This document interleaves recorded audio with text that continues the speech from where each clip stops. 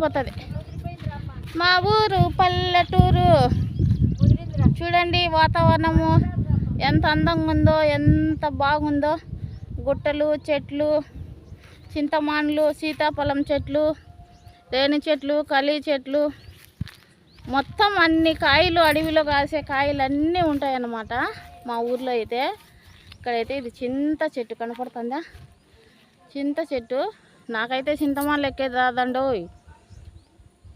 మా ఫ్రెండ్స్ అంతా చింతమాను ఎక్కించి మొదట్లో రాలేసి పైకి ఎక్కించేవాళ్ళు మొదట్లో నుంచి. నాకైతే చింతమాను మళ్ళీ ఎవరు కొద్దీ వాళ్ళు దిగి సైలెంట్గా నన్ను ఏడిపించేవాళ్ళు అనమాట చిన్నగా ఉన్నప్పుడైతే. చూడండి, ఈ చింత చెట్టుకైతే మేము ఆకు వెరకపోయి పప్పు అయితే చేస్తున్నాము. ఎలా ఉంది చింత చెట్టు, బాగుంది కదా. నేనైతే చాలా రోజుల తర్వాత అయితే మా అమ్మ వాళ్ళ ఇంటికి వచ్చాను. కానీ మా అమ్మ మా నాన్న లేరు, చనిపోయారు. మరి నేను ఇంటికి వచ్చినాక నాకైతే రాబుద్ది కాలేదు అమ్మ వాళ్ళ ఇంటికి. ఇంటి చూసి చాలా చాలా బాధ అయిపోయింది. నిన్నైతే నేను ఇంటికి వచ్చానండి. ఇంటికి వచ్చిన తర్వాత అయితే అమ్మ వాళ్ళ ఇంటి చూసి చాలా ఘోరంగా ఉంది. చాలా బాధ అయిపోయింది అనమాట. చెట్లన్నీ మలిసి మా అమ్మ అయితే అంత మసక కానీ కన్నా ఇంట్లో అంతా నీట్గా పెట్టుకుంటా ఉన్నది, క్లీన్గా ఎర్రమన్ను పూసి చాలా అందంగా ఉంటా అనేది మా ఇంట్లో అయితే. అమ్మ పోయి 4 సంవత్సరాలు అయింది. అమ్మ పోయిన తర్వాత కూడా నాన్న ఒకడే నా దగ్గరే ఉంటా ఉన్నాడు. నాన్న చనిపోయకుండా 2 సంవత్సరాలు వెళ్ళిపోయింది అనమాట, 3వ సంవత్సరము. అమ్మ అంటే రమ్మ అంటా ఉన్నది. నేను వస్తాననగా ఇప్పుడైతే అమ్మ వాళ్ళు ఎవరు లేరు. ఇంకా తమ్ముడైతే అదే చెప్పాను కదా, తమ్మునికి యాక్సిడెంట్ అయ్యి కళ్ళు పోయాయి, ఆపరేషన్ అయ్యి. మరి తమ్ముడు కూడా నా దగ్గరే ఉన్నాడు. ఇప్పుడైతే నేను అమ్మ వాళ్ళ ఇంటికి ఎందుకు వచ్చానంటే ఒకసారి చూసి ఇండ్లంతా నీట్ చేసిపోదామని అయితే వచ్చాను. ఇదంతా మా ఊరు అనమాట.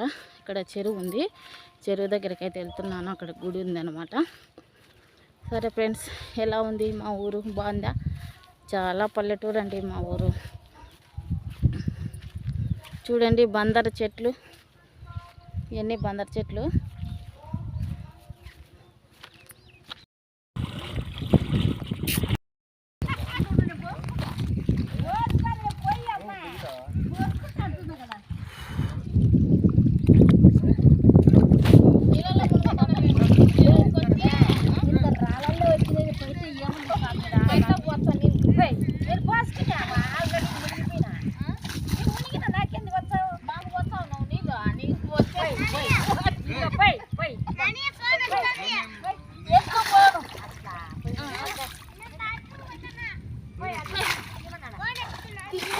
కాదు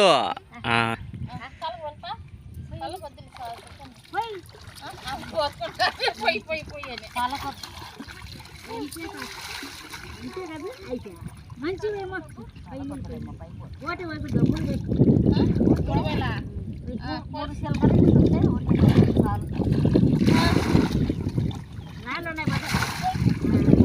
పడతావమ్మా.